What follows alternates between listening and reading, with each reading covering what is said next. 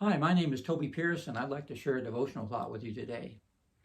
If you got to watch the devotional from last week, we talked about a used toothbrush that got sold for $21,000. And we talked about some fake pearls that got sold for over $200,000. And then we talked about a piece of sheet music that got sold, it went for over $1.5 million. Now, these things were not valuable because of what they were, but they were valuable because of who had owned them. And we talked about how God says the same thing about us, that our value is because He owns us, because God made us in His image, and Jesus purchased us with His blood. What an amazing price that He purchased us with His blood.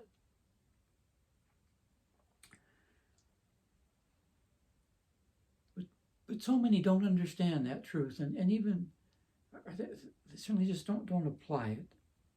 They don't look to God for their self-worth. They look elsewhere. And the world is telling us that our worth comes from ourselves, not from God.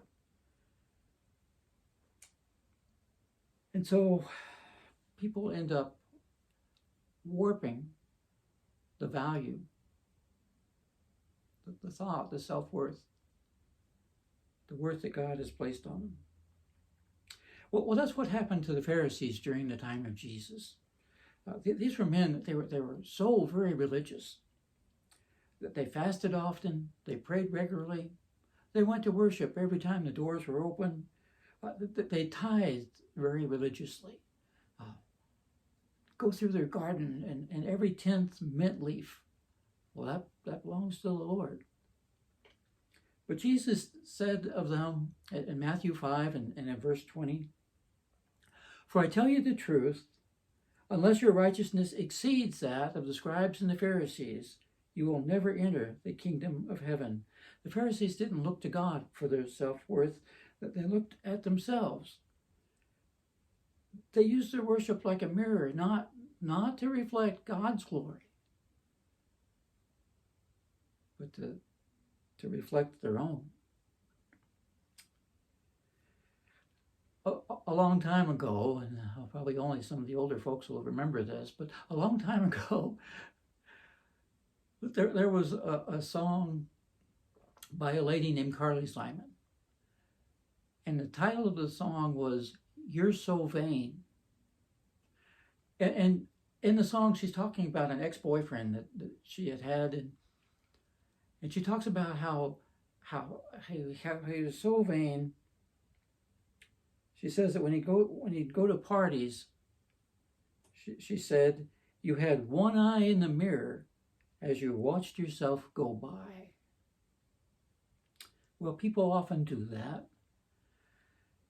You know, we're drawn to mirrors. We'll make sure that our every little hair is in place, that our clothes are acceptable. We just want to see ourselves.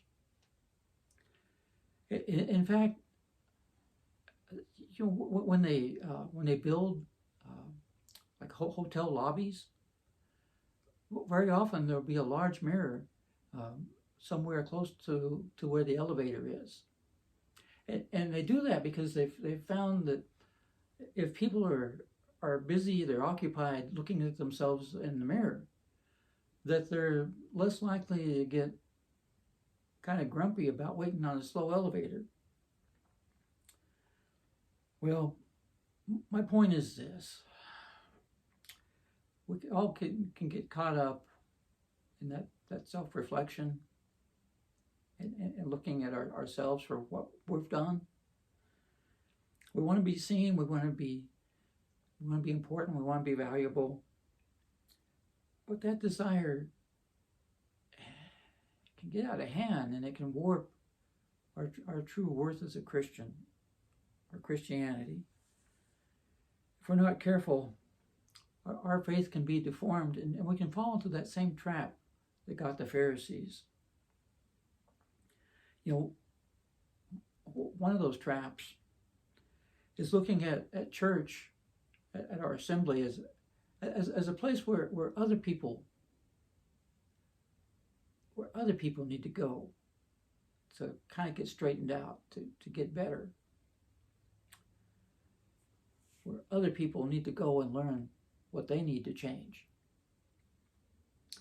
You know, Jesus said of the Pharisees, they tie up heavy burdens, hard to bear, and lay them on people's shoulders, but they themselves are not willing to move them with their finger. Matthew 23 and verse 4. They saw their worship as a place to pass judgment on others. Well, here's how that works.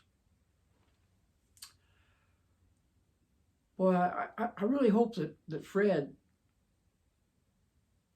was paying attention to that sermon. Fred really needs that. Or, well, I hope Mary was listening to that lesson.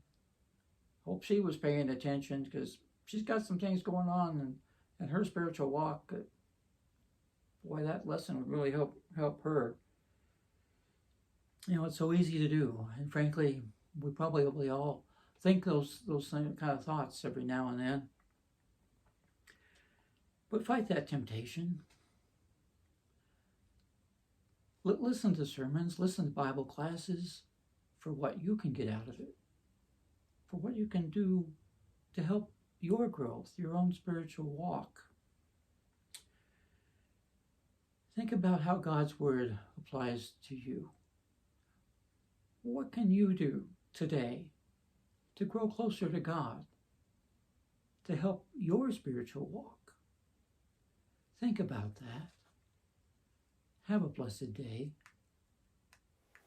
If you would like more information, or if you'd like to participate in our Bible studies and worship services, we would love to have you come join us at the Northeast Church of Christ in Albuquerque, New Mexico.